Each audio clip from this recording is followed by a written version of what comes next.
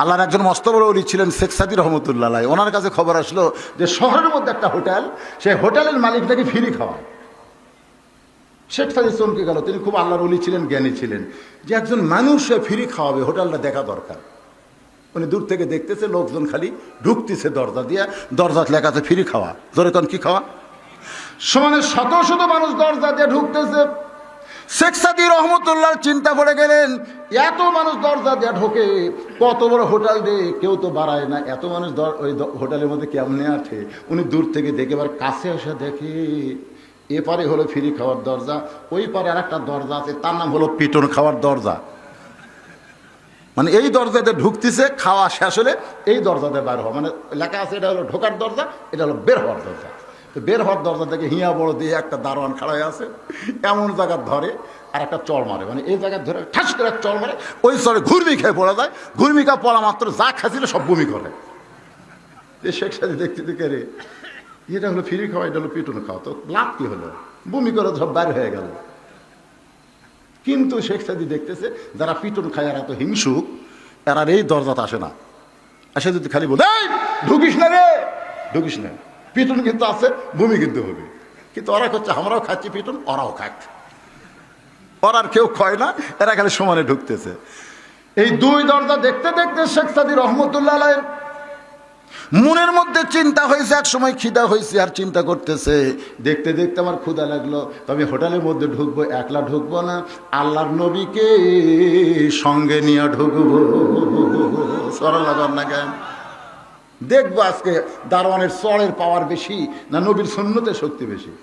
তো হোটেলের মধ্যে ঢোকার পরই বয় খাবার নিয়ে এসেছে। শেখ সাদি রহমতুল্লাহ বলতেছে আল্লাহুম্মা বারিক লানা ফিমা রাযাকতানা ওয়া কিনা আযাবান নার, মানে খাওয়া আসার সাথে সাথে দোয়া পড়তেছে, নবীর সুন্নত, জোরে গান সুবহানাল্লাহ।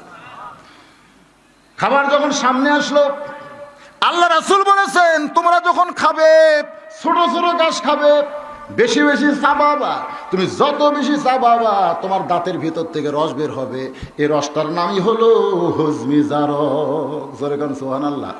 চাবা চাবা খাবেন, চাবা বোঝেন না, চাবা চাবা চাবা চাবা খাবেন। কতগুলো লোক হাঁসের মতন খায়, মানে একই সঙ্গে খাওয়া যদি কম খাই দিকে যদি ফুরে যায়। ও তো আমার ওয়াজ আছে কাঁঠাল খাওয়ার, 40 টাকাতে দুইজন কিনছে, এখন বলতেছে টাকা কি দেখে, বলে বিসি দেখে, বিসি গুনার 40 টাকা ভাগ হবে। তো একজন কাঁঠালের ওয়া খায় বিসি বার করে, আর একজন চালাক ওই বিসিও খায় ওয়াও খায়, বিসিও খাও ওয়া খায়। পরে দেখা গেল এর সামনে মাত্র 5টা, ওর সামনে 35টা। এই খাসে বেশি কিন্তু বিসি কম, আর এই কম খায় 35টা।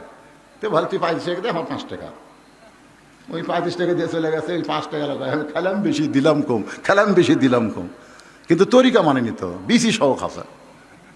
বাড়ি এখনো দেখা যাচ্ছে, ওই যে দেখা যায় ইতিমধ্যে আসমানে ম্যাক করে প্রাস করে ডাক উঠছে, যেই ডাক মারছে অর্থাৎ নিম্নচাপ। আর বউতে জানলা দিয়ে অথচ আনাজ আনাজ টানাজ লাগাইছে, ওই জানলার তো কাম সারছে, সারা রাত পানি হচ্ছে। ওই তো সকালবেলা সেই ঘুম, আর বউ চিন্তা করে ডালার কাছে কোনো খাবার আছে, তরি তরকারি কিছু নেই, দেখি জানলার যাই, ওপরে আনাজ না থাকলে কি হবে, নিচে এক টিপ কাটালের বেশি। বউকে আল্লাহ ধরে দেয়, সাপ্পড় ফেলাই দেয়, সব বিচি লিয়ে এসে ধুয়ে সিদ্ধ করে ভর্তা করে দুপুর হাত দিছে। ওই কাঁঠালের ভর্তা পায় সেই খুশি, 3 থালি ভাত খায়। বলতেছে কে রে বউ, এ বছর তো কাঁঠাল কিনিনি রে, তুই বিচি খালি কোথায়?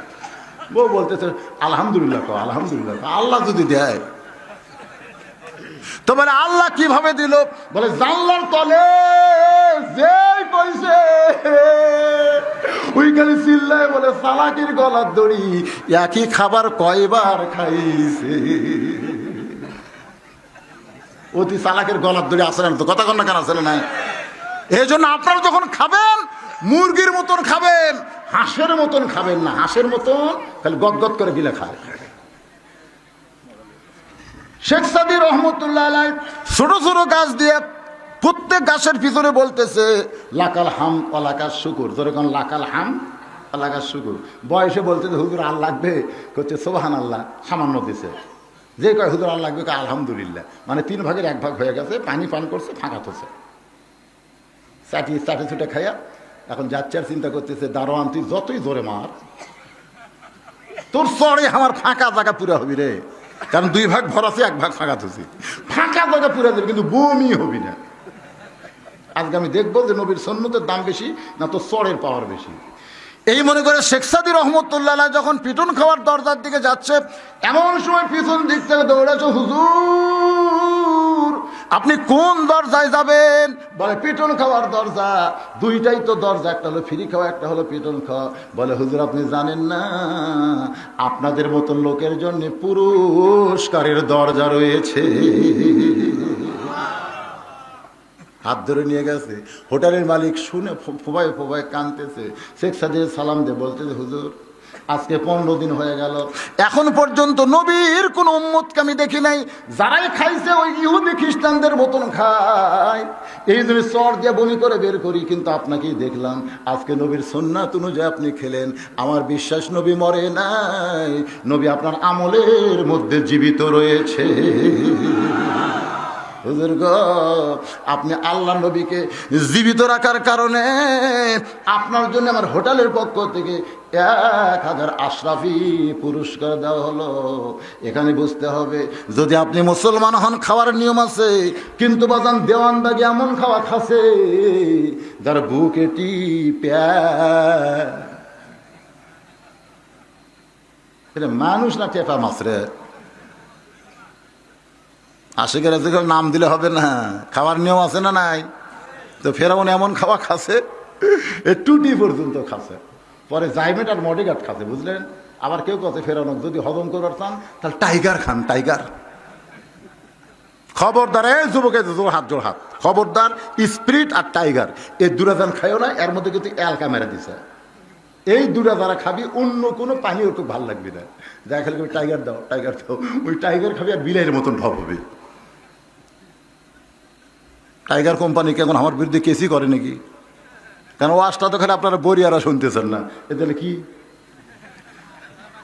গোটা পৃথিবী এখানে কিন্তু লাইভ হচ্ছে, লাইভ হচ্ছে না? কেন আজকে লাইভ হচ্ছে? ও লাইভ দেয়নি।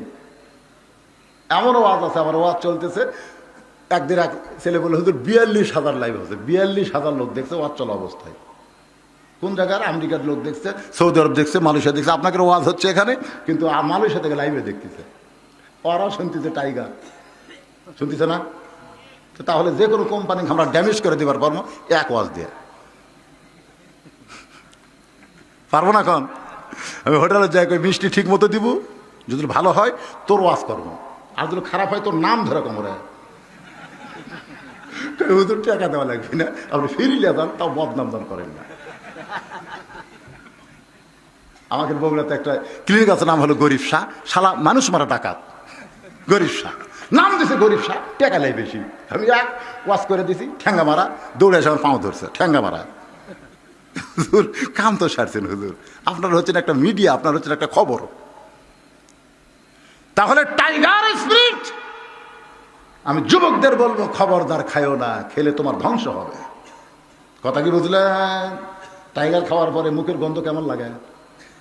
এখানে মনে একটা টাইগার খানে আলা নেই, একটাও টাইগার খায় না। তেমন খাওয়া খাসে ফেরাউন, উপর দিকের ঢমা ঢেকুস নাই, কিন্তু তল দিকে লাইন ক্লিয়ার হয়ে গেছে।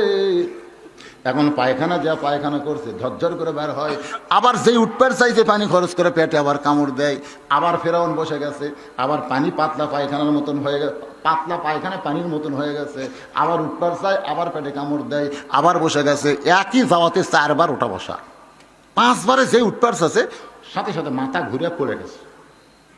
মানে হামানের আল্লাহ কাত হইয়া পায়খানাত পড়ে গেছে। কার আল্লাহ? কথা কন না কেন, কার আল্লাহ? আরে 10 দিন ধরে এরকম পূজা করতে, 10 দিন আমি দেখছি, 10 দিন খালি।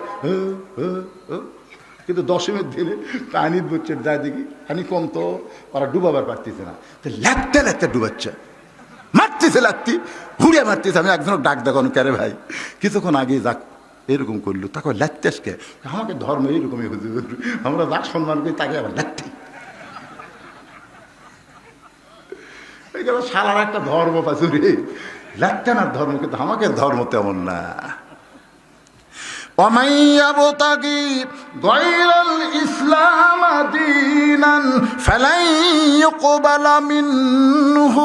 আল্লাহ বলেছেন ইসলাম ছাড়া কোনো ধর্ম নাই, ইসলামকে বাদ দেখেও যদি অন্য ধর্ম গ্রহণ করে, আমি আল্লাহ বলে দিলাম সেইটা কোনোদিন কবুল করা হবে না। কাজ হয়ে আছে, তো কাত হলে কি হবে? মুখ ঠিক আছে। ফেরাউন, এই সাঙ্গ পাঙ্গ কোথায় রে?